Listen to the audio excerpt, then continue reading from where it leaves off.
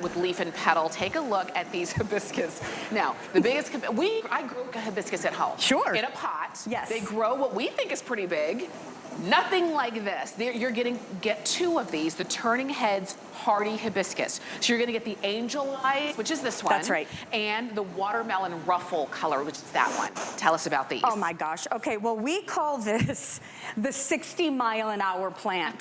Because if you are flying down the road at 60 miles an hour, this is going to turn your head. This is by far the biggest flower that we sell here on HSN. Each one of them is like 7 to 9 inches. It loves the water. So if you have a really wet area on your property, put it there. These plants, you know, are actually grown in bogs, right? So they love, love, love having that water. So this is gonna get pretty big, right? It's gonna be about 4 feet tall by 2 to 3 feet wide. Okay. And it will be the thriller of your property. By the way, this is going to be able to be grown because most hibiscus, by the way, are tropical. We know this because we live in Florida. Yes. You always associate this kind of tropical looking plant to like only warm areas. But this is one that can grow from Minnesota all the way down to Florida. Wow. Minnesota, can you imagine having this? And yes, it comes back year after year. Wow. So that's what we say when we talk about it being a perennial. Yes. A perennial means that it comes back year after year. So we have a map here because you might be looking outside and thinking, wow, it's freezing cold outside. How on earth am I going to be planting it now? Well, you don't have to. You can see here, based on the dates and where your location is, when it will arrive to you. For some of you, it's going to start shipping out already.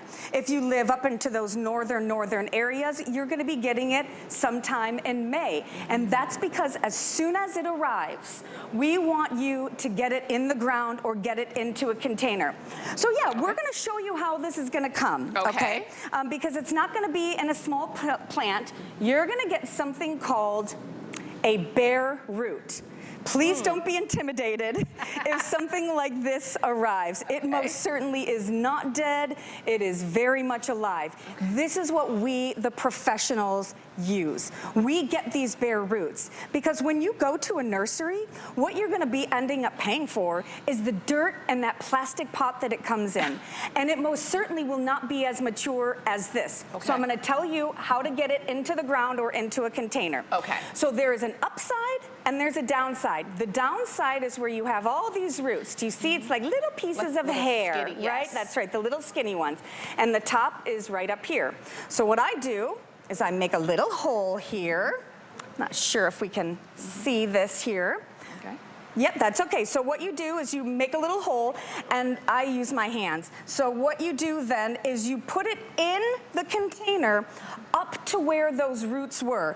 Yes, I do use my hand. Yes, I am a real gardener. So all that should be showing out of the top is what was in the dirt when it was growing. And you'll be able to tell because that's where all those little roots are. But you guys, we have something that comes with every single one of our plants, Tamara, and it's our planting guide.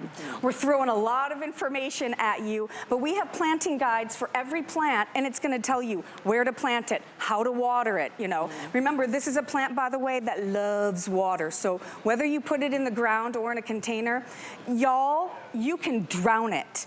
And then when you, I'm telling you, pound it with water. Once you start to see some new growth on it, you can pull back a little bit.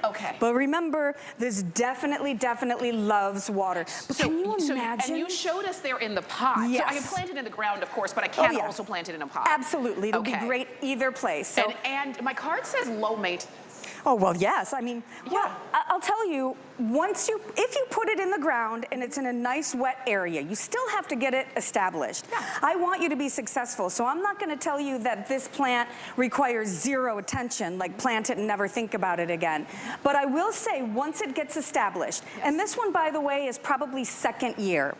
Once it's established and those roots, when they are able to seek out the water themselves, it certainly won't take anywhere near as much maintenance is if you were to put it, you know, in a container. I love to put things in the ground because you don't have to water them quite as much.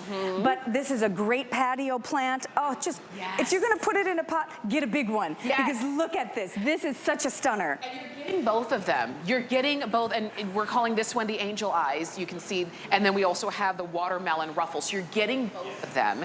And think about where you're going to plant these in your home. Think about if you need more than one each, maybe two of each, because you're gonna flank them on the walkway as you're walking up. And you want something that really is gonna be an eye catcher. Maybe for where you live, it's hard to see your address, but you couldn't miss these. So when people come by, they say, oh, you could just tell them, oh, just look for the biggest hibiscus that you've ever seen. Oh yeah, that's her house, there it is, right there. So I love having, like you said, like a 60-mile-an-hour stunner. This is what people will say, what is that? Never seen anything like it. Shop on Amazon or the app to make sure you get it. Yep, and again, remember, we've got this great map so you know that it's gonna be coming to you right at the correct time. I love that. So don't worry if you're looking outside and you still see snow. But again, these are not tropical hibiscus. These, in fact, are grown in Michigan. And I love Leaf and Petal. I love us because what we do is we do the homework. We do the research. We make sure to go to all the trials because when we sell you a plant, especially here on HSN, again, our reputation depends on you succeeding. So that's why we have that great planting guide in there. And really on the back of the planting guide, there's even a phone number. You can call and somebody like me will answer the phone and you can say, okay, can you tell me how far do I have to plant it? I mean, and the pictures and all the information are in there. So you're not gonna have to worry about it if you prefer to read. But if you just like talking to somebody on the phone, I think you're absolutely going to love this. The fact that you get not one, but two is incredible. And I just think you guys are gonna love it. You remember, this is what we call the thriller. This is the thriller of the yard. And I tell you what, it is a thriller for sure. Okay, we are going to be moving on. Yes, and Tamara is getting her mic switched, so I'm just gonna take over for a bit. This is our electric pink bee balm. This is a 3